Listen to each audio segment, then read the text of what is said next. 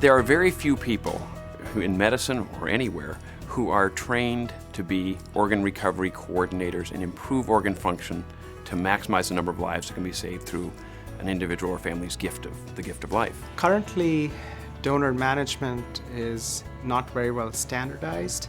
When somebody dies and they get the option to donate their organs and tissue, this is a once-in-a-lifetime event. There's no time to make any errors. So a simulation center is needed for us to really have a safe environment where our professionals can come in and train. Where you can try out techniques and skills and interventions that you could never do in the real world. This is real-life donor management. This is not a sit down and let's talk through a scenario type of thing. We're doing what we do. You know, this is what we normally do in the hospital. So it wasn't really acting, it was taking care of a donor. You're prone to making real mistakes, and there's a lot of room for improvement just because you're going to see yourself and you're your best critic. We will focus on you, and we will make sure that you walk out with everything you need to help those recipients to receive good organs. Okay, so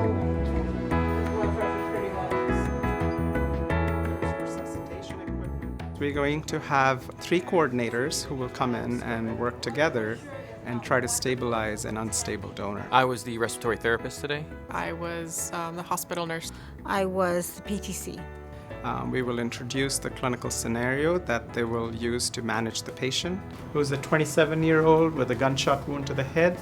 He's progressed to brain death. He's had a couple of brain death exams. So based on the storyline that you will provide us with and your target and objectives for the session, we create a specific customized patient for you. Instead of see one, do one, teach one, they can actually learn by doing. People can come in and we can work through various clinical scenarios that they will face in real life on their job.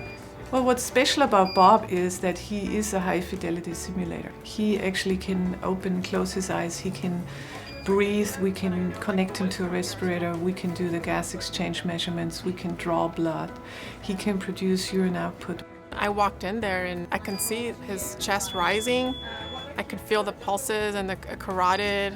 I kind of forgot it. It's not a human. I got so into it that I felt that it was like a real donor, a real patient. It is so easy to lose yourself in working with him, and he will react physiologically. So if you're waiting for something to happen quickly, you kind of hold your breath the same way you do with a donor if you're in kind of a crash mode, because you're waiting for that physiologic change.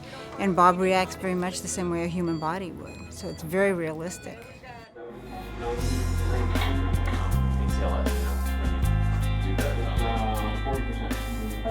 The debriefing is where the team meets off-site. It's not about finger pointing, it's not about pointing out what went wrong. It's about recognizing the issue and then improving next time. We'll also have an opportunity to review the actual tape of what they did to try to stabilize the donor. I just want to point out in terms of situational awareness, if you look at the monitor, you'll see what's happening. I think that's what I got from the debrief was we make mistakes and we don't even know it. Because when we got done with the scenario, we felt like we did everything, we nailed it.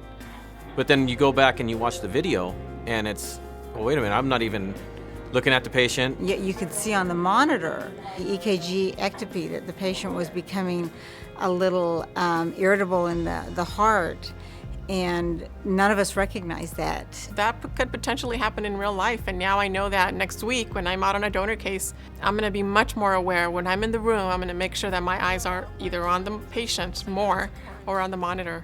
For the blood to get up here. Okay. Okay, come down on your dopamine to 5. Okay. Our mission is to save lives through organ donation and transplantation. We have to find new and creative ways to do that because the list is growing every day. Our goal is that managing the donor, learning to do so in a more effective manner, we can maximize the number of organs that are transplanted from each donor and help to save lives across the country. And it's an exceptional way to learn best practice.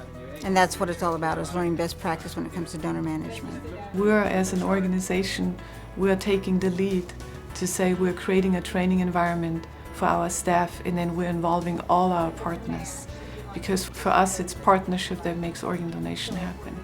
Anybody who's interested in utilizing the OneLegacy Simulation Center, whether it's an OPO or a hospital or a transplant center, simply have to go to the onelegacy.org website, click on this Simulation Center tab, and all of the instructions will be right there, and we will be able to customize a program for you.